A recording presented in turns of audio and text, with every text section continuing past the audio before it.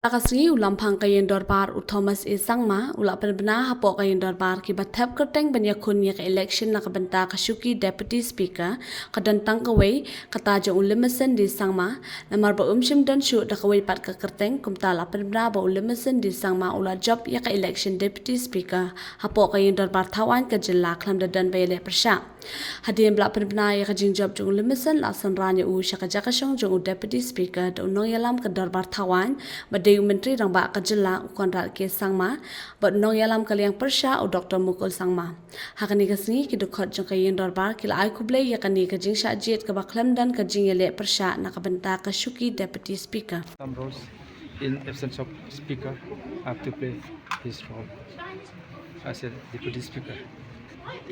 So the opposition not put up any candidate. This is a rare occasion. I think everybody likes me. That's why they didn't put up any candidate against me. So I'm thankful to everybody for choosing me on a post. ये नहीं ये पर्सनल